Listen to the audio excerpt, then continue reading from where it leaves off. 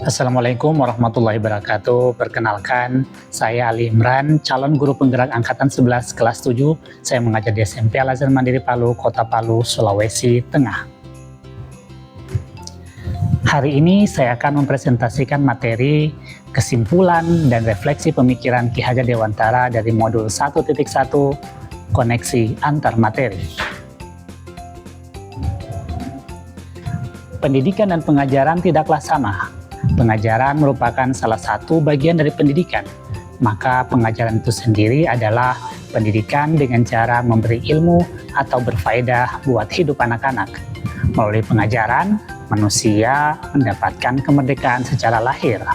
Sedangkan pendidikan yaitu menuntun segala kodrat yang ada pada anak-anak agar mereka dapat mencapai keselamatan dan kebahagiaan yang setinggi-tingginya baik sebagai manusia maupun sebagai anggota masyarakat. Sedangkan melalui pendidikan, manusia mendapatkan kemerdekaan secara lahir dan juga batin. Kodrat anak adalah bermain. Melalui permainan, anak dapat menjadi bagian pembelajaran di sekolah. Melalui permainan juga, anak dapat mengasah pikiran, perasaan, kemauan, dan tenaga, cipta, rasa, karsa, karya, dan pekerti yang telah ada pada diri anak. Untuk Kota Palu, anak-anak bisa diarahkan untuk bermain permainan tradisional. Maka saya menyarankan permainan tilako dengan harapan permainan tradisional ini dapat memunculkan perilaku kemandirian pada murid. Apa sih relevansi filosofis pendidikan Ki Hajar Dewantara? Sesuai dengan filosofis pendidikan menurut Ki Hajar Dewantara, maksud pendidikan adalah menuntun segala kekuatan, kodrat yang ada pada anak-anak agar dapat mencapai keselamatan dan kebahagiaan yang setinggi-tingginya baik sebagai manusia maupun anggota masyarakat. Menuntun berarti menyiapkan dan membimbing murid untuk dapat berkolaborasi, berpikir kritis, reflektif, komunikasi, kreatif, dan inovatif, sehingga mereka dapat menjadi manusia yang seutuhnya.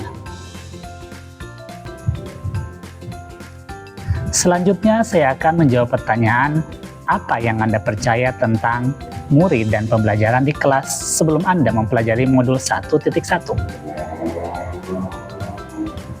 Sebelum mempelajari modul 1.1, pembelajaran yang saya lakukan di dalam kelas, yaitu saya menuntut ketuntasan dalam penyampaian materi lebih penting daripada memahami karakteristik murid. Kemudian, saya hanya melihat nilai dari aspek kognitif saja. Jika nilai murid sudah mencapai KKM, dianggap pembelajaran sudah berhasil. Pembelajaran berpusat pada guru. Tidak mempedulikan apakah murid sudah benar-benar paham atau belum. Saya sering merasa gagal, bahkan mengeluh jika banyak murid yang tidak tuntas setelah melakukan evaluasi. Apa yang berubah dari pemikiran atau perilaku Anda setelah mempelajari modul ini?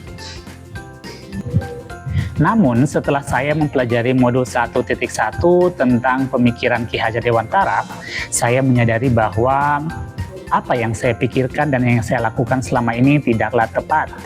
Setelah mempelajari modul 1.1, saya menyadari seharusnya saya melakukan proses pembelajaran secara menyeluruh, baik aspek kognitif, afektif, psikomotor, spiritual, dan sosial budaya.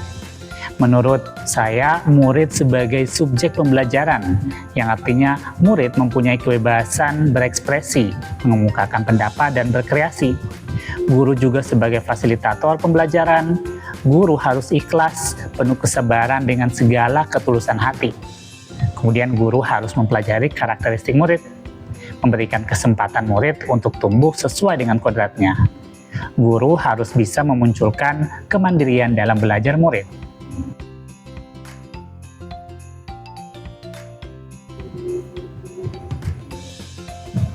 Apa yang dapat segera Anda terapkan lebih baik agar kelas Anda mencerminkan pemikiran Ki Hajar Dewantara?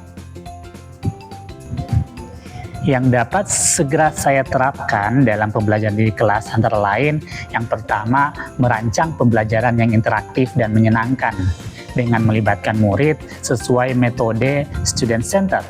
Kemudian yang kedua, menerapkan pembelajaran abad ke-21, di mana siswa mampu berpikir kritis, kreatif, komunikatif, dan kolaboratif.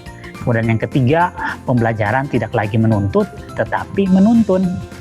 Yang keempat, mengenali karakter dan latar belakang murid dengan menjalin komunikasi yang baik. Yang terakhir, memunculkan kemandirian belajar sehingga murid lebih senang belajar. Semoga video ini menginspirasi Bapak Ibu pejuang pendidikan. Salam bahagia Bapak Ibu guru penggerak. Wassalamualaikum warahmatullahi wabarakatuh.